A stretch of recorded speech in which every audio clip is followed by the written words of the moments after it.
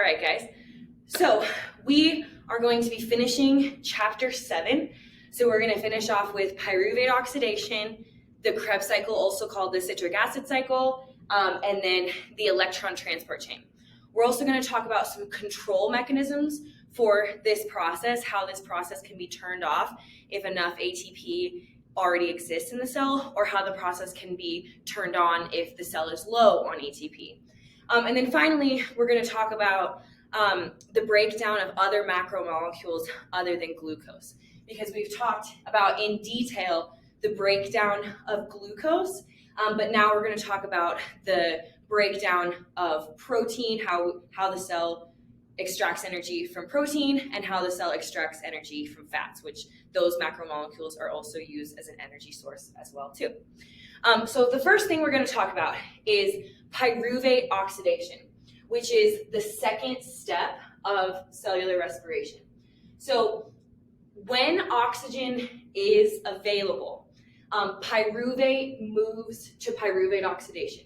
Remember, when oxygen is not available, pyruvate has to accept these electrons, and then pyruvate is converted to lactate and then lactic acid, especially in muscle cells. But we're going to be talking about aerobic respiration, which is cellular respiration that occurs in the presence of oxygen. So when oxygen is available, pyruvate goes straight into the mitochondria in pyruvate oxidation. This is a multi-enzyme complex, so pyruvate oxidation occurs with these enzymes right next to each other inside the mitochondria, and they catalyze the reaction. In prokaryotes, this occurs on the plasma membrane, but in eukaryotes, this occurs in mitochondria. Okay, so for pyruvate oxidation, for every 3 carbon molecule of pyruvate that enters pyruvate oxidation, one of those carbons is released as CO2, and then of course electron carriers are going to pick up those electrons from the removal of carbon dioxide, and so we end up with full electron carriers, or one full electron carrier, NADH. Then we have our 2 carbon molecule acetyl, which is picked up by a much larger molecule called coenzyme A. So coenzyme A will then pick up acetyl and take it to the Krebs cycle, also called the citric acid cycle. Okay, so here on the screen, hopefully you guys can see it, but you can also click through the slides while you're watching this video. We start with pyruvate and we end with acetyl-CoA. So pyruvate, one of those 3 carbons is removed as CO2. Electron carriers are taken from their oxidized form NAD+ to their reduced form NADH. And then coenzyme A comes on the scene to pick up our 2 carbon acetyl and take it to the Krebs cycle. So if we want to answer these 5 questions that we do for each one of these steps, the beginning molecule is pyruvate, and the ending molecule is acetyl-CoA. Are any carbons released as CO2? Yes, 1 carbon is released per molecule of pyruvate. Are electron carriers used? Of course electron carriers are used. So electron carriers are going to pick up electrons as carbon dioxide is removed and take those electrons to the electron transport chain, where those electrons are then accepted by oxygen to make water at the very end of this process. Is any ATP made in this process? No. There are no molecules of ATP that are made in pyruvate oxidation. And where does it occur? This occurs in the mitochondria. So it's the first step that occurs in the mitochondria, because remember, glycolysis occurs in the cytoplasm and the entire rest of the process occurs in the mitochondria. This is a 9-step pathway sorry, I'm getting ahead of myself. This is not a 9-step pathway. There's less. There's a few chemical reactions that occur in this. Sorry, I was on the citric acid cycle. Okay, so that is pyruvate oxidation. So now we're going to move to the citric acid cycle, which is also called the Krebs cycle. named after the scientist who discovered it. So in the citric acid cycle, acetyl, our 2-carbon molecule of acetyl, enters the cycle. So coenzyme A drops off 2-carbon acetyl to the Krebs cycle, and acetyl is picked up by this molecule called oxaloacetate, which converts it to citrate. So let me show you here on this slide, which I think shows it a little bit better because it shows what's happening with the carbons. So here we have a 2-carbon molecule of acetyl that's being dropped off at the citric acid cycle, and it's picked up by this 4-carbon molecule called oxaloacetate. So we have 4-carbon oxaloacetate combining with 2-carbon acetyl to make 6-carbon citrate. Then we have the rearrangement of this molecule. So in the second process of the citric acid cycle, both of those carbons are removed. And of course, there's an associated picking up of electrons by our electron carriers. So we have 6-carbon citrate, which is then converted to a 5-carbon molecule. And so one of those carbons is released as carbon dioxide. And of course, electron carriers pick up electrons and take them to the electron transport chain. And then we do it again. So now we have a 5-carbon molecule.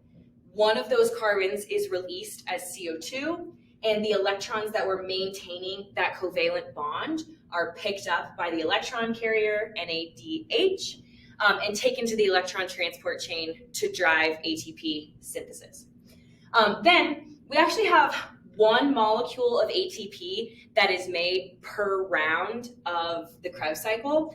And this is actually done by substrate level phosphorylation, which is not oxidative phosphorylation that we see here at the electron transport chain.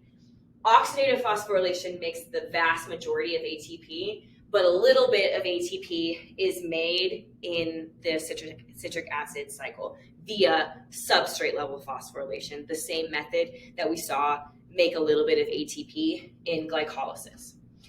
And then the last process of the citric acid cycle is rearrangement of this 4-carbon molecule back to oxaloacetate, which is then available to accept another molecule of acetyl. So we have our 4-carbon molecule that has electrons removed, so this molecule is oxidized and the electron carrier is reduced. Here is the one place where we have our special electron carrier, FAD, being converted to FADH2. And then NAD comes back on the scene and picks up more electrons and converts it to FADH. Then this 4-carbon molecule is rearranged back to oxaloacetate, and then oxaloacetate is then available to pick up another molecule of acetyl. And then that we have our 6-carbon molecule, lose an lose a carbon dioxide molecule, electron carriers pick up some electrons in that process. We do it again, lose another molecule of carbon dioxide, electron carriers pick up electrons, and a little bit of ATP is made via substrate level phosphorylation. And then our 4-carbon molecule is then rearranged and electrons have to be removed by 2 different types of electron carriers back to oxaloacetate, and then it's free to pick up another molecule of acetyl. So let's look at our questions for this process. So first, because this is a cycle and it's a circle, it's kind of hard to say like what the beginning and ending molecules are, but I'll explain the important molecules in this process. So the beginning molecule is definitely acetyl, our 2-carbon acetyl.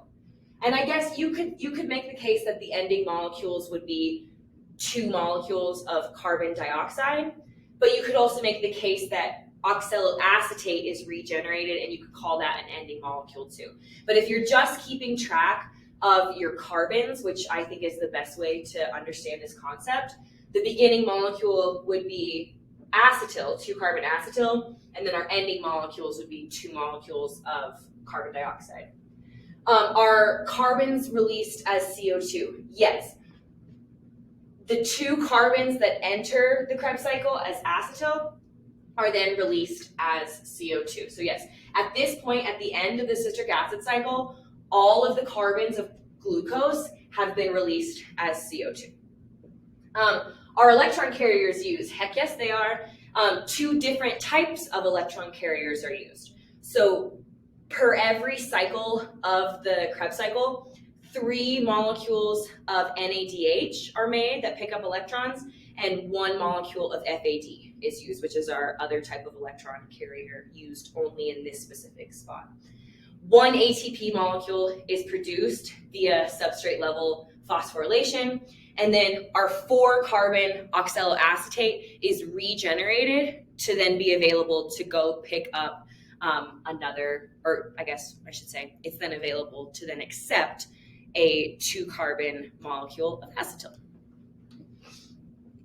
So here is it step by step. It's not completely necessary that we go over it step by step, but if you look at this picture here, you can see every single enzyme that plays a role in the citric acid cycle. And remember, this is a multi-enzyme pathway. So all of these enzymes are situated on the membrane close to each other. So they're just like passing the intermediates between them in this entire process. So at this point in cellular respiration, all of the carbons that were in glucose have been released as CO2. Only 4 molecules of ATP have been made. So 2 are made in glycolysis, and then 2 are made in the Krebs cycle. We have 10 molecules of NADH that have picked up electrons at various times in this process, and 2 molecules of FADH2. So these 2 types of electron carriers, NADH and FADH2, are then going to proceed to the electron transport chain. They're just going to drop off the electrons that they picked up throughout this entire process and take them here to the electron transport chain in order to make some ATP. So how does the electron transport chain make ATP? Let's get into it. In my opinion, I think this is one of the coolest things in biology, which is the electron transport chain and ATP synthesis. I just think it's really cool. So the electron transport chain is, if we break down that word electron transport chain, it's a chain of proteins that essentially transfer electrons between those proteins.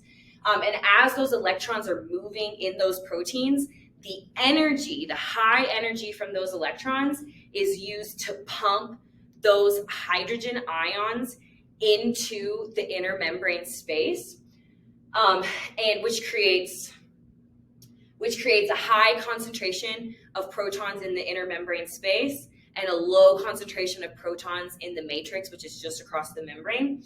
So those protons need to go, they want to get back through the membrane to create equilibrium. Remember, the processes of diffusion is molecules or atoms want to have equal concentration on either side of the membrane. What we're creating right now is we're creating unequal concentration of hydrogen ions on either side of the membrane, so that the protons have to go through ATP synthase to get through the other side, to get to the other side of the membrane in an attempt to create equilibrium. So a proton pump creates a proton gradient. So those high energy electrons will be used to create that proton gradient. And then the protons have to go through ATP synthase.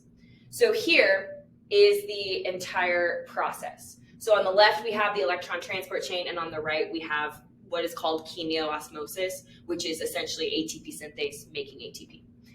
So I'm going to zoom in just a little bit, so hopefully you guys can see this a little bit better on the screen. But what's going on here is we have our electron carriers that have picked up electrons throughout this entire process, and they take them here to the electron transport chain, which is in this inner membrane, the inner mitochondrial membrane.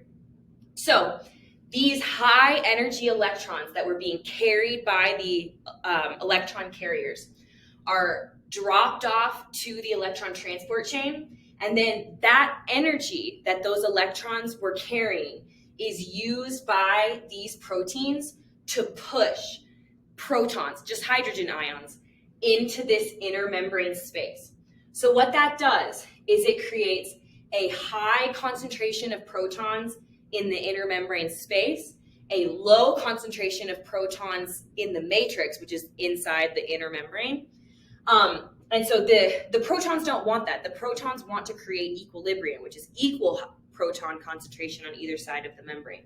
So these protons are going to go through ATP synthase. And this is a really cool enzyme. As the hydrogen ions move through ATP synthase, they move in kind of like a specific way through the enzyme. And what that does is it makes the enzyme turn. With each time a proton goes through it, it turns just a little bit. And the motion that's created by hydrogen ions going through ATP synthase is what puts a phosphate group on ADP to create ATP. That's really how it's done.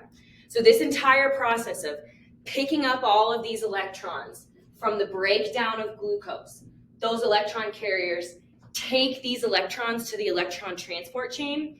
The energy that those electrons were carrying is used to push protons into this inner membrane space. Then, once these electrons have pushed the protons into the inner membrane space, then oxygen, which is in the matrix, will accept those electrons and hydrogen ions that make it through. So these same hydrogen atoms that get through ATP synthase are then going to be also accepted by oxygen to make water. Oxygen and those electrons to ultimately make water. Okay, so chemiosmosis is the process of ATP synthase, of the hydrogen ion going through ATP synthase and literally turning like a rotary motor, putting a phosphate group back on ADP to then create ATP. So the accumulation of the protons in the inner membrane space is what drives this entire process. This is an important part here. The membrane is relatively impermeable to ions, but I want you guys to remember the structure of membranes. Membranes are just made of phospholipids that are all kind of just like bouncing back and forth, right? They're all kind of moving. So what that means is like they might at some point in time, like the phospholipids might move a little bit further away from each other, which means that a hydrogen ion might get through the membrane without going through ATP synthase. So let me go back here and I'll show you. So remember, these phospholipids are just constantly kind of like bouncing back and forth on each other. Sometimes hydrogen ions can get through the membrane without going through ATP synthase. This is called a leaky membrane because it's like the membrane is leaking. It's not preventing all hydrogen ions from getting through, but it will prevent most hydrogen ions from getting through. So the main method of hydrogen ions getting through the membrane is through ATP synthase and thus creating ATP. But sometimes these hydrogen ions can get through, and what that would do is it would just lower the amount of ATP that was made in the mitochondria at that particular time. But most of the protons can only re-enter the matrix through ATP synthase, which is going to put a phosphate group back on ADP and thus create a bunch of ATP. Okay, so here is our ATP synthase. This is chemiosmosis in detail. So on the top side of the membrane, that's the inner mitochondrial matrix, and this is the inner membrane space. So what the electron transport chain did is the electron transport chain pushed these hydrogen ions so that there's high hydrogen ion concentration in the inner membrane space, low hydrogen ion concentration in the matrix, and based on the properties of diffusion, hydrogen ions want to get through the membrane in an attempt to create equilibrium. And these hydrogen ions have to go through ATP synthase and thus create ATP. But here's the thing. Even though these hydrogen ions are attempting to create equilibrium, they never do create equilibrium, because as soon as the hydrogen ions go through ATP synthase, remember, the electron transport chain is still active. It's just going to push new hydrogen ions into this inner membrane space. So as fast as the hydrogen ions are moving through ATP synthase, they're being added to the inner membrane space at roughly the same rate.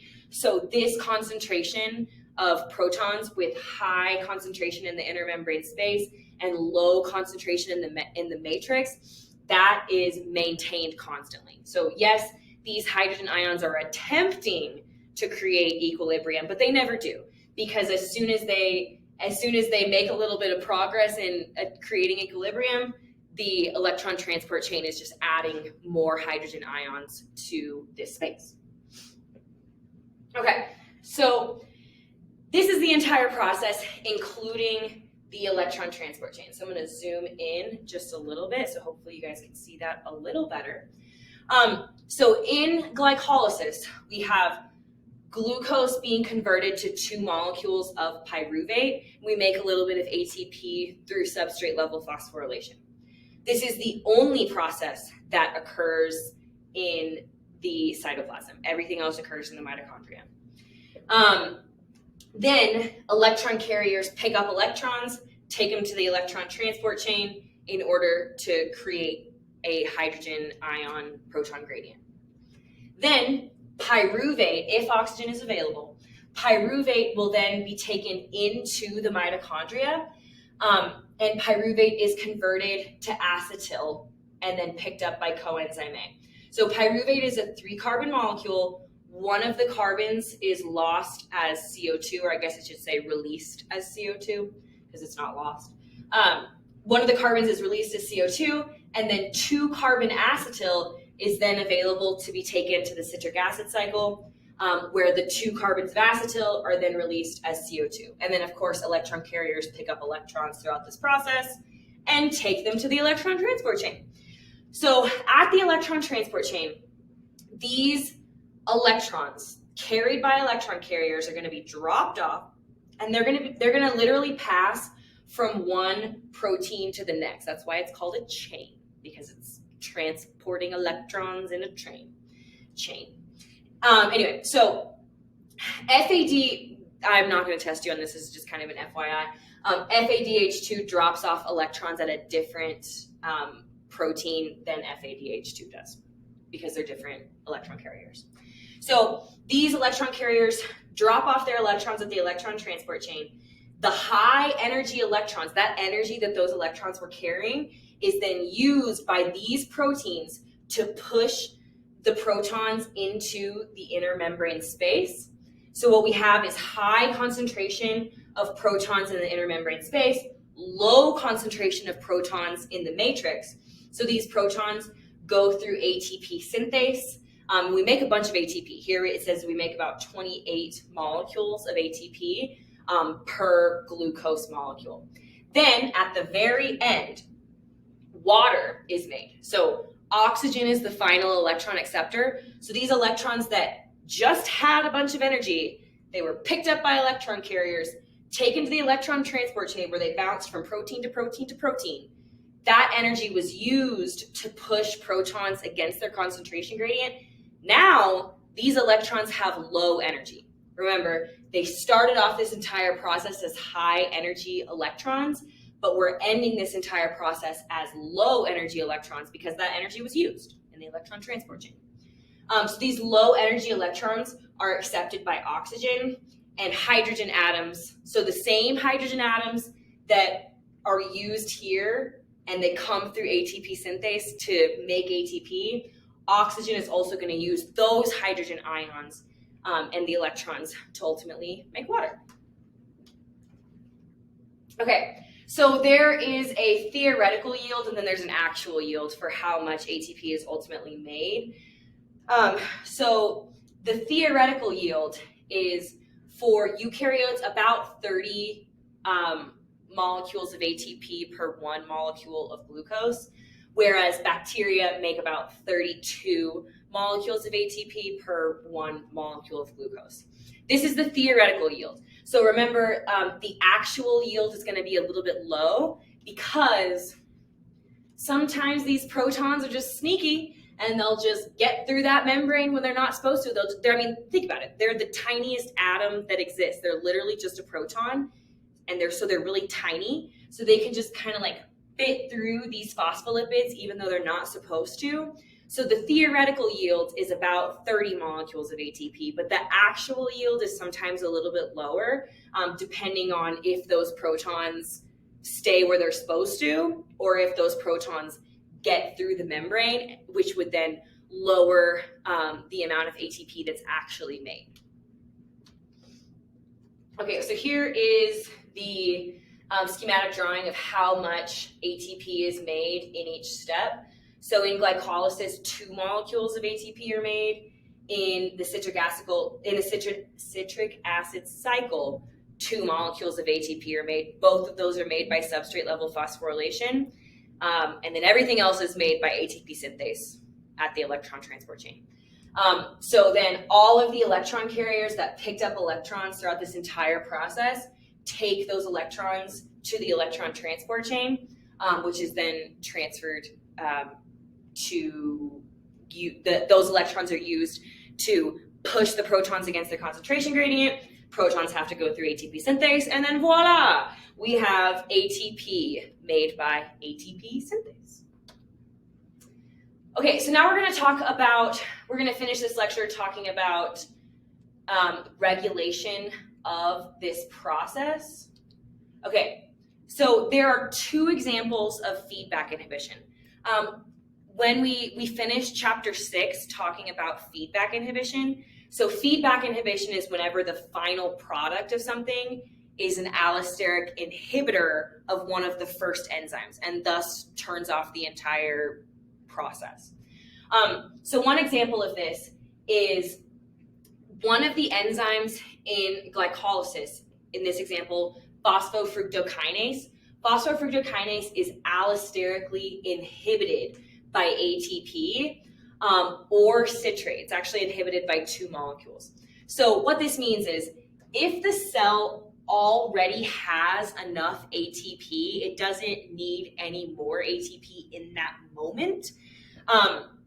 So ATP and citrate, which is made in the citric acid cycle, is then used to turn off phosphofructokinase. So we can essentially turn off glycolysis if there's enough ATP that already exists in the cell. And then you can imagine if there's like ADP will turn on phosphofructokinase in order to tell the cell to make more ATP. In pyruvate oxidation, there's also some levels of control here. So in pyruvate oxidation, one of the enzymes is pyruvate dehydrogenase, which is inhibited by high levels of NADPH. So our full electron carriers in their reduced form, high levels of full electron carriers will essentially turn off pyruvate dehydrogenase and essentially give pyruvate oxidation time for these electron carriers to drop off their electrons into their oxidized form, and then they're available to go pick up more electrons. So if there's already a high proportion of full electron carriers, then we can turn off this process and wait for those electron carriers to drop off their electrons, and then the process will turn back on again.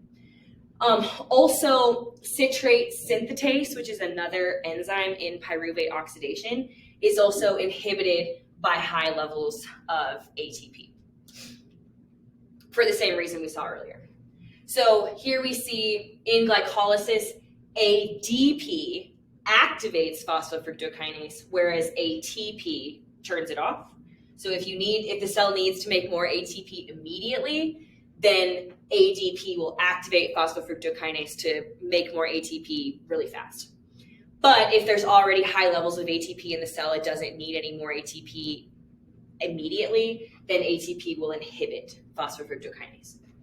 Also here in the citric acid cycle, we see that citrate, which is made in the citric acid cycle, will inhibit one of the enzymes, phosphofructokinase, in glycolysis, because if enough citrate already exists, that means that they can't accept more acetyl.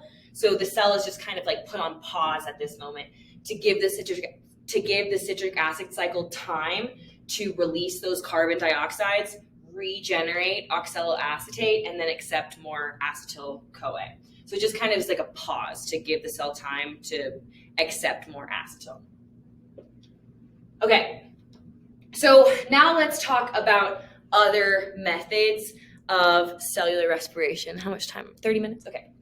So first we have anaerobic respiration, which is the use of inorganic molecules other than oxygen, because as we know, oxygen is an inorganic molecule, meaning that it doesn't have carbon, as the final electron acceptor. So anaerobic respiration happens in prokaryotic cells. So prokaryotes will use sulfur, nitrate, carbon dioxide, or even some metals to accept electrons and continue on this process. Whereas fermentation can occur in the muscle cells of eukaryotes. You may have experienced this before with lactic acid in your muscle cells. So fermentation is the use of an organic molecule as the final electron acceptor. That organic molecule is usually pyruvate, because then, I think it shows it here,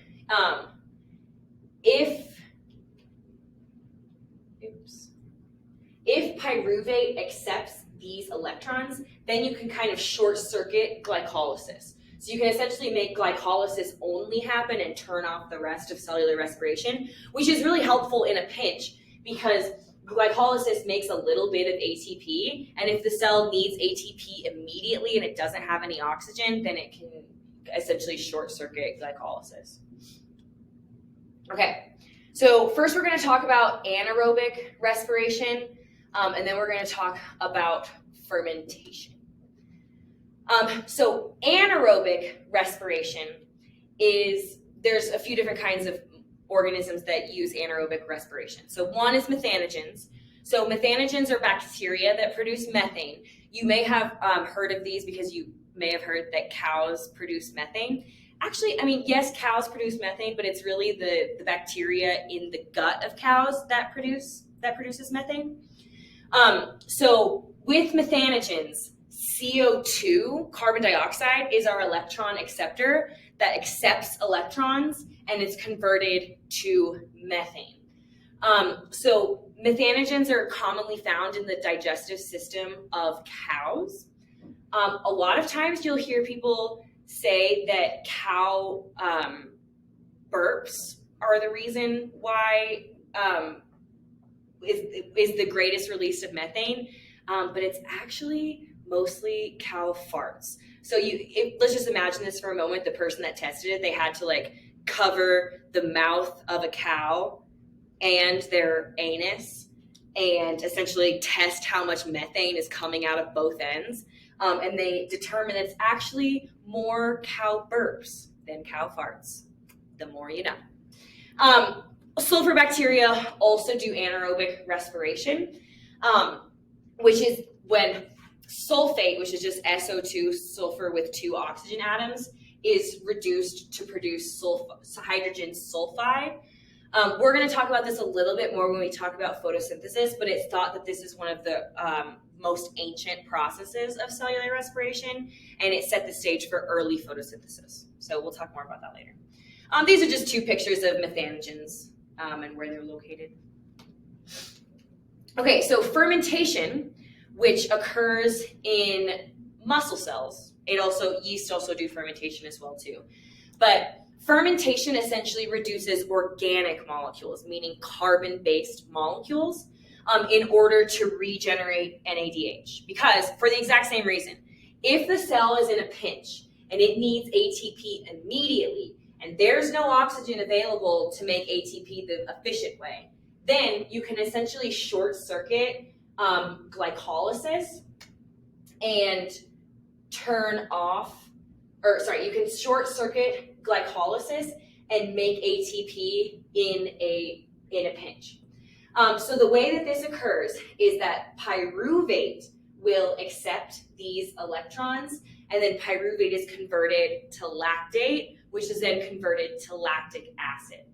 This happens a lot in muscle cells of athletes whenever they work out really hard and their muscle cells get low on oxygen. Pyruvate accepts those electrons, and then pyruvate is converted to lactic acid. So what this means is your cells are still producing ATP, but they're only producing ATP in glycolysis. They're not producing ATP in the efficient method with cellular respiration and chemoosmosis. So here is both ethanol production and lactic acid production. So yeast cells will generate, I'm recording a lecture. Okay, so yeast cells will generate ethanol through glycolysis. So what happens is it's the same process here, just slightly different. So pyruvate accepts those electrons. Oh, sorry, I misspoke. Pyruvate is converted to acetaldehyde. So one of these carbons is released as CO2. And then acetaldehyde is the molecule that accepts those electrons and converts them to ethanol, which is how like brewers make beer and wine and stuff.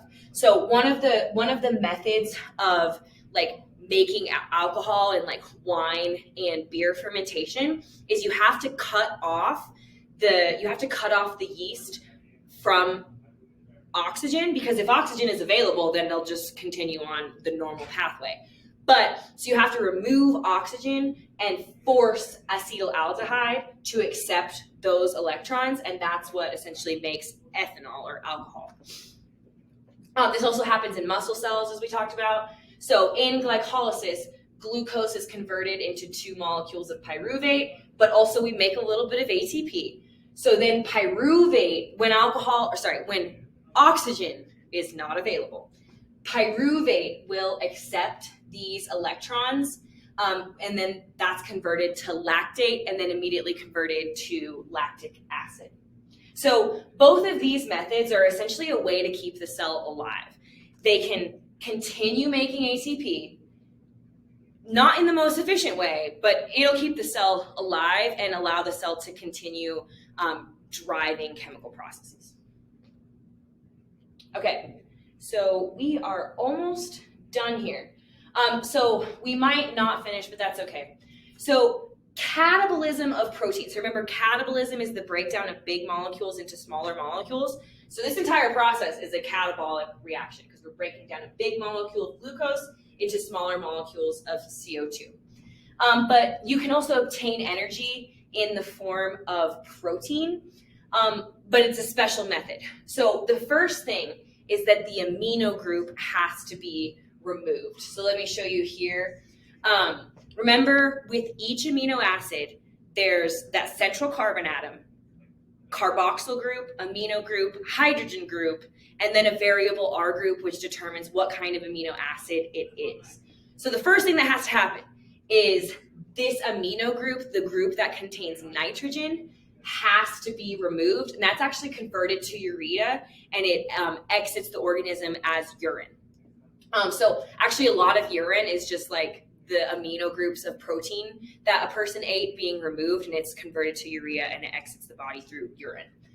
But once the amino group is removed, now you have a molecule full of carbon and hydrogen bonds that then can be used to extract energy from those bonds in the same method that we saw earlier.